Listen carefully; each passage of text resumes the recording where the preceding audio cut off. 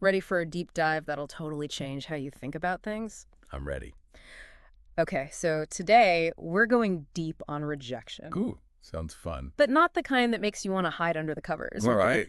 We're talking about how no can actually be like your secret weapon. And, Interesting. you sent in this book, Flirting, The Spark of Wellness. Ah, yes. It totally digs into this whole idea. So we're going to, shift our perspective on rejection, Okay. especially when it comes to like flirting and relationships. But honestly, Yeah. this applies to like every part of life, right? Well, I think what's so interesting is we're kind of taught to fear rejection, to see it as this like personal failure. Yeah. But the book flips that and says, hold on, what if no is actually giving you like super valuable information? Okay, I'm intrigued, but let's be real for a second. Rejection hurts. It does. Like, why does our brain make it feel so awful? Well, it really comes down to our wiring. Yeah. You know? We're humans. Yeah. We crave connection, belonging. So when someone rejects us, it triggers this ancient alarm bell in our brain. Oh, wow. It's like, our survival instincts are screaming, danger, you're being ostracized from the tribe. So basically, it's like our caveman brain is freaking out because it thinks we're going to be left alone Yeah, to fight saber-toothed tigers. pretty much, yeah.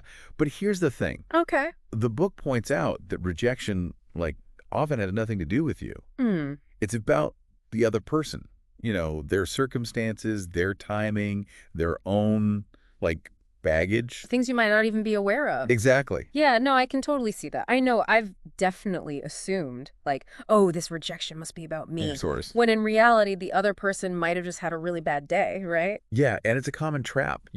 Psychologists even have a name for it. It's called the fundamental attribution error. Oh, right. And it basically means that we tend to overestimate those personal factors Okay. and underestimate situational ones when we're trying to explain someone else's behavior. Right. So instead of thinking oh, maybe they're just having a rough day, we jump to, they must not like me because I'm not good enough. Yeah, totally. And the book, it really dives into how this all ties to our self-esteem, doesn't it? Absolutely. If you're already struggling with feeling worthy, rejection can feel like a huge confirmation that all of your negative self-talk is true, Oh, yeah. which is tough. Yeah, I can see how that would be a blow. Yeah.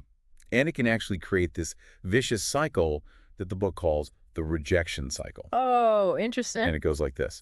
Low self-esteem makes you more sensitive to rejection, Right. which then leads to more hurt, which further lowers your self-esteem. It's like a downward spiral. Yeah. So how do we break free from that?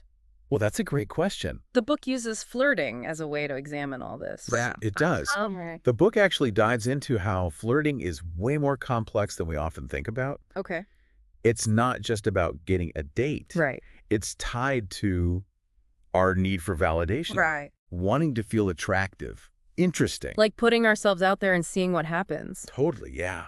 The thrill of that is part of it. Right. It's like flirting is a social experiment with all these psychological layers underneath. Exactly. But then what actually makes someone a good flirt? That's a great question. Is it all about being super attractive? Well, attractiveness does play a role, for sure, but it's definitely not the whole picture.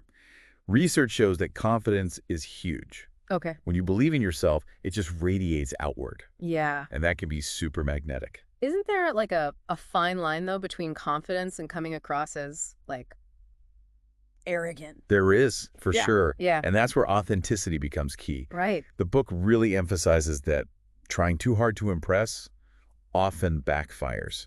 People can sense when you're not being genuine, Right. and that can be a major turnoff. Totally. I can relate to that. I remember I was trying way too hard to be cool around this guy I liked. Let's just say it involved a spilled drink and a lot of awkward apologies.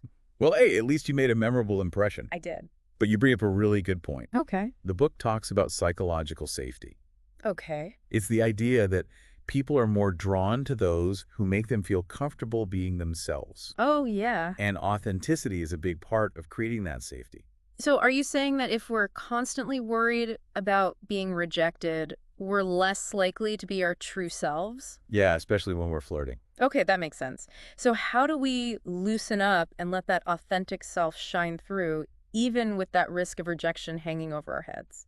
Well, that's where the book talks about emotional resilience being a major key. Okay, what does that mean in plain English? It's basically the ability to bounce back from setbacks Okay. without letting them totally derail you. Yeah. It's about acknowledging your feelings, even the uncomfortable ones, but not letting them, like, run the show. So not pretending that we're not bummed when we get rejected, No, not at all. but also not letting it, like, crush our souls. Exactly. Okay. And the book gives some really practical advice for how to build that emotional resilience. Yeah. One of the biggest takeaways.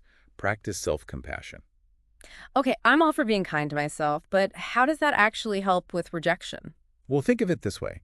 Instead of beating yourself up after someone says no, Yeah. that whole, ugh, I'm such a loser, no one will ever like me. We've been there. You treat yourself with the same kindness and understanding that you would offer a friend who is going through a tough time. Okay, so it's more like, okay, that didn't go as planned, but it doesn't mean I'm a failure. It just means this particular thing wasn't a good fit. Exactly. Okay. And the book actually takes this idea even further and says that rejection can even have a spiritual dimension. Okay. Now that's where I get a little skeptical. I'm all for personal growth, but spiritual, how does that even work? Well, let's not get too woo-woo here. Okay. The book is talking about recognizing that your worth doesn't depend on getting external validation from others. Yeah. It's about cultivating inner peace and self-acceptance. I mean, I can see how that ties into a lot of spiritual teachings, Right. finding contentment within, not being Yeah. attached to a certain outcome. Exactly. Yeah. And it aligns with a lot of research on self-compassion and well-being. Okay. When you're less dependent on others for validation, rejection doesn't sting as much Right. because your sense of self isn't on the line. It's like when you know deep down that you're awesome, someone else's no doesn't have the power to take that away from you. Totally. But let's face it, rejection in the digital age, it can feel extra brutal. Oh, for sure. I mean, ghosting. Ouch. Yeah, the book talks about how online dating can amplify the sting of rejection. Yeah. Online, we often lack context, nonverbal cues, so it's easy to overthink. Totally. Create these elaborate stories in our heads about why someone didn't respond or swiped left. Oh my gosh, yes. It's like, did they not like my profile picture? Was my bio not funny enough? Are they secretly a robot? Exactly. Our minds can go wild. So how do we navigate the whole digital dating world without getting completely crushed by rejection? Well, the book suggests that a good starting point is to focus on what you can control. Okay. Your profile, your approach, your communication style. So instead of obsessing over why someone ghosted me, it's more about looking at, okay, what can I learn from this? Yeah. What can I improve on my end? Exactly. Okay. And remember, online dating is a numbers game. Not every match will be a good fit. Right. It's not necessarily a personal rejection, just a matter of incompatibility. That's a good reminder, for sure. Okay, here's a mind-blowing idea from the book. Saying no can actually strengthen your relationships. How does that even work? Well, it's all about setting healthy boundaries and being true to yourself. Okay. When you're able to say no to things you don't want or things that don't align with your values, you're communicating your needs. Right. You're establishing respect. So it's not about pushing people away, but it's actually creating a space where everyone feels more comfortable and respected. Exactly. Okay. And it's important to differentiate between rejection and disagreement. Right. Saying no to something doesn't mean you're rejecting the person. Okay. It might just mean that you disagree with a specific idea or request. Yeah, I love spending time with you, but I'm not up for going to that concert. Exactly. It's not rejecting the relationship, just a difference in preference. Exactly. And when both people in a relationship feel comfortable expressing their needs and setting boundaries, it opens up better communication. Right. And that builds a stronger foundation. Wow, this is really making me rethink my whole perspective on no. It's not so much about personal failure, but more about Incompatibility, timing, or, frankly, the other person's stuff that you have absolutely no control over. mind officially blown. I know, right? It's a game changer. Welcome back to our deep dive on rejection. Okay, so before the break, we were getting into how the book suggests rejection can actually be part of this bigger, personal journey. Mm-hmm. I'll admit I'm still a little, I don't know, wary of that whole spiritual angle, but I'm definitely curious to hear more about how it all connects. Yeah, well, let's bring it down to earth a little bit, right? Okay. The book's message about the spiritual side of rejection is really about self-acceptance, Okay. becoming less reliant on what other people think. Right. It's about finding that inner peace. Yeah. And knowing that your worth doesn't come from someone else saying yes to you. So it's not about, becoming a monk and giving up all my worldly No, possessions. no, not at all. Okay, good. It's more about shifting your perspective inward, Okay. right? Yeah. And when you think about it, this idea of not getting hung up on external validation pops up in a lot of spiritual traditions. Right. Detachment from needing a certain outcome. Finding contentment within yourself. It's all about realizing that true happiness doesn't depend on external things, Okay. like whether or not someone wants to date you. That's a big shift in thinking for sure. But how do we actually do that? Like, how do we get to that level of inner peace, especially when rejection feels so personal and painful? Well, the book talks about a few different practices. Okay. Mindfulness is a big one. Okay. Learning to observe your thoughts and feelings without judgment. Right. It's about noticing that initial sting of rejection, that urge to go into a self-criticism spiral, Mhm. and gently redirecting your attention. So instead of getting caught up in the story of I'm not good enough, it's more about saying, okay, this feeling is here right now. It's intense, but it will pass. Exactly. Yeah. And the more you practice this, the less reactive you become to those uncomfortable emotions. Mhm. You create some space around them. Yeah, I can see how that would be helpful. Any other practices the book recommends? Yeah, gratitude is another powerful tool. It might sound counterintuitive, but focusing on what you're grateful for, even after a rejection, can really help shift your perspective. So even if I'm like feeling down about a date that didn't go well, I could try to remind myself of all the good things I do have, Exactly. like supportive friends, a job I enjoy, my awesome cat. Exactly. It's about widening your focus beyond that one no Yeah. and remembering that your life has so much more to offer, even if this one particular thing didn't pan out. Okay. Yeah, I can see the logic there. How does all of this relate back to flirting and relationships, though? Does the book give any specific advice for dealing with rejection in those areas? Yeah, it does. One key point is about managing expectations, Okay. especially when it comes to flirting. Right. It's important to remember that not every interaction is going to turn into a love connection. Yeah, it's easy to get caught up in the fantasy, especially when there's that initial spark. It is. And the books suggest approaching flirting with a sense of playfulness, Okay. curiosity, and even a little bit of detachment. Okay. It's about enjoying the interaction for what it is, Right. without needing it to become something more. That sounds like a good way to, take the pressure off. It is. But let's be real, rejection can still sting, even if you're trying to stay detached. Oh, absolutely. Yeah. And that's where self-compassion comes back in. Right. It's about treating yourself kindly, Yeah. remembering that your worth doesn't depend on this one outcome, that you're worthy of love and connection regardless. Okay, so we're working on our self-esteem, practicing mindfulness and gratitude, managing expectations. What else can we do to handle rejection in a healthier way? Well, the book also talks about how crucial it is to learn from each experience. No, okay. Instead of seeing rejection as a personal failing, Yeah. it's an opportunity to gain some valuable insights. Okay, so what can I take away from this? Yeah, Did I communicate clearly? Were my needs and expectations aligned with theirs? exactly. It's about approaching rejection with curiosity instead of judgment. Okay, yeah, I like that. But what about those times when you feel like you did everything right? Yes. Like you were authentic, you communicated clearly, you set boundaries, and you still get rejected. It happens. Yeah. And in those situations, it's important to remember that sometimes two people just aren't a match. Right. They might have different preferences, Yeah. be in a different stage of life, or have their own things going on Yeah. that have nothing to do with you. It's hard not to take it personally, though. It is. Yeah. But the book encourages us to shift our perspective. Instead of seeing rejection as a sign that something's wrong with us, it's more about recognizing that this particular path wasn't the right one. So it's like a cosmic course correction. Exactly. Okay. And the book suggests embracing that redirection. Right. A no might be closing one door, but it could very well be opening another, even if we can't see it in the moment. Yeah, I love that image. Okay, so we're learning from our experiences, embracing those redirects, remembering that not every no is personal.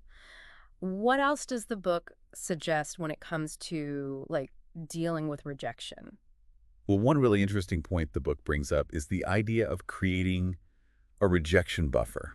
Wait, what? Yeah. You mean intentionally putting myself in situations where I'm likely to be rejected? Yeah. That sounds kind of counterintuitive. It might seem that way, but stick with me. Okay. The idea is that the more you expose yourself to rejection, the less power it has over you. Okay. It becomes less scary, less personal. So it's like desensitizing yourself. Yeah, Kind of like exposure therapy for social anxiety. exactly. The book uses examples like, approaching someone you're attracted to, Yeah. even if you're terrified of being rejected, Okay. or pitching a creative idea, even if you're worried it'll be shot down. Yeah, I can see how that would build resilience. The more no's you hear, the less they sting, and the more confident you become in putting yourself out there. Precisely. And the book emphasizes that this rejection buffer concept can be applied to all areas of life, Right. not just flirting and relationships. Yeah. It's about building that emotional muscle so Yeah. that the fear of no doesn't prevent you from going after your goals and dreams. You've got me wanting to go out and get rejected on purpose just to practice. I love it. But before I embark on my no-seeking adventure, let's switch gears a bit. The book talks about the impact of technology on rejection, right? Yeah, it does. And it highlights how in some ways tech has made rejection both more common and potentially more painful. Yeah, ghosting wasn't really a thing before texting and dating apps. Right. And the book points out that online rejection can be especially tough to process Yeah, because you're missing those nonverbal cues. right? We're left trying to interpret text messages Yeah, and emojis, which can lead to misunderstandings totally. and a whole lot of overthinking. Oh, tell me about it. It's like, what does that ellipsis really mean? Are they busy or are they just not that into me? Exactly. And the book offers some good advice for handling online rejection. Okay. One tip is to set clear expectations from the get-go. So, like, instead of assuming every match wants to go on a date, it's better to just say something like, hey, I'm really enjoying our conversation. Would you be open to grabbing coffee sometime? Exactly. That way you're putting it out there, giving them a chance to politely decline if they're not interested. Exactly. And if they do decline, try not to take it personally. Right, Remember, online dating is about finding the right fit for you. right. Not everyone will be. Yeah, it's not necessarily about me as a person. Right. It might just be an incompatibility. Right. What other advice does the book have for, like, navigating the world of digital dating? Well, it emphasizes the importance of paying attention to your own energy. Okay. Online dating can be draining, especially if you're constantly swiping, messaging, and getting rejected. It can feel like a full-time job. It can. Mm. So the book suggests setting limits on how much time you spend on dating apps. Taking breaks when you need to, and making sure you're doing things that nourish you offline. That's such good advice. It's easy to get sucked into that online dating vortex and forget that there's like a whole world out there. There is. And the book reminds us that true connection happens in person. Yeah. So use those apps as a tool to meet people, but don't let them become your entire world. Okay, that's a good perspective. Yeah. But what about when you've been dating someone for a while and then they're the one who rejects you? Yeah. Does the book address breakups at all? It does. And it emphasizes that even in long-term relationships, rejection can be a growth opportunity, both individually and as a couple. Okay, I'm curious. How so? Well, rejection within a relationship can signal that something's not working. Right. It might highlight a need for better communication, clearer boundaries, or even a deeper understanding of each other's needs and desires. So instead of viewing a breakup as like the end, it's more about seeing it as a chance to like learn and grow, whether you stay together or not. Exactly. Yeah. And the book gives some advice on how to navigate those tough conversations. Like what? Well, for the person who's doing the rejecting, it's about communicating honestly and with compassion. So no ghosting. Definitely not. It's about being direct, clear, and kind, while also giving the other person space to process their emotions. Okay. And what about for the person who's being rejected? Yeah, well, it's about allowing yourself to feel the hurt and disappointment, Mm-hmm. while also remembering that your worth isn't tied to this one relationship. Yeah. That's easier said than done, though, right? It can be. Yeah. But the book reminds us that we are all deserving of love and connection. Yeah. And this one rejection doesn't change that. I'm really starting to see breakups in a new light now. It's less about failure and more about like a chance for growth and reflection. Exactly. And the book encourages us to approach those experiences with self-compassion Yeah. and a willingness to learn from them. This is making me realize that rejection is something we're all going to face throughout our lives, Yeah. in different ways and to different degrees. Mm-hmm. It's not something we can avoid, but we can change how we relate to it. Absolutely. And flirting, the spark of wellness, gives us a guide for doing just that. Welcome back to the deep dive. We've been really exploring rejection and all its like twists and turns. And honestly, this book, Flirting, The Spark of Wellness, has really changed how I see no's. Yeah, it's really fascinating how it, makes you rethink things. Totally. We've covered so much from like why rejection hurts to, how it can help us grow and even like make our relationships better. Exactly. We even talked about like actual strategies to deal with rejection, online, offline, you name it. Yeah, whether you're flirting, dating, or in a long-term relationship, it's all in there. So for this last part of our dive, let's bring it all together. What's the biggest takeaway? What do you hope people are like really hearing through all this? Well, I think the core message is rejection is not so much about you failing, but about things just not lining up. Good. Your needs and someone else's needs, the timing, or even just stuff going on in their life that you have absolutely no control over. I love that. It really takes the pressure off, you Mhm. know? It's so easy to think rejection is all about us and like how worthy we are. Oh, yeah, definitely. But when you think of it as like a mismatch, it's less what's wrong with me and more, okay, this just wasn't the right fit. What did I learn? Right.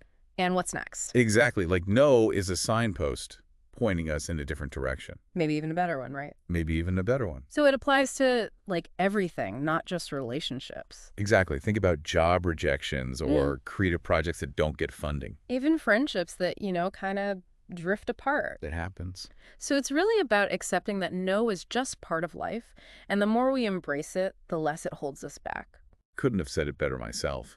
And one thing the book emphasizes is like the link between rejection and, being our true selves. Oh, yeah, the idea that the more afraid of rejection we are, the less likely we are to really let ourselves shine. Exactly. When we try so hard to please others and avoid no, we actually hide the things that make us unique. And that can lead to like attracting the wrong people or ending up in situations that, I don't know, aren't really right for us. Exactly. So the book's saying, hey, be yourself, even if it means you might get rejected, Right. Because ultimately, it's better to be rejected for who you really are. than to be accepted for who you're pretending to be. Exactly. Love that. Okay, so we're being authentic, seeing rejection as, redirecting us, and remembering that it doesn't mean we're not worthy. What else can we do to, I guess, get better at handling no? Well, the book offers a lot of practices, and we've talked about some of them. Right. But one that I think is really important is self-compassion. Oh. Treating ourselves with kindness and understanding, just like we would a friend. So, like, when that inner critic goes crazy after rejection, Yeah. it's about acknowledging it, feeling it, and remembering that, hey, we're still worthy of love and connection. Exactly. No matter what. That's such a powerful message. It is. So as we wrap up, I want to leave our listeners with something to like think about. What if instead of no being the enemy, it's like our guide, our teacher even, I like that. pointing us toward what's really meant for us? What if instead of fearing rejection, we actually used it to learn about ourselves and connect more deeply? And create a life that really reflects who we are. Exactly. That's a game changer. It is. Thanks for joining us for this deep dive. Thanks for having me. And remember, no is just a word. It's what you do with it that really matters. We'll see you next time.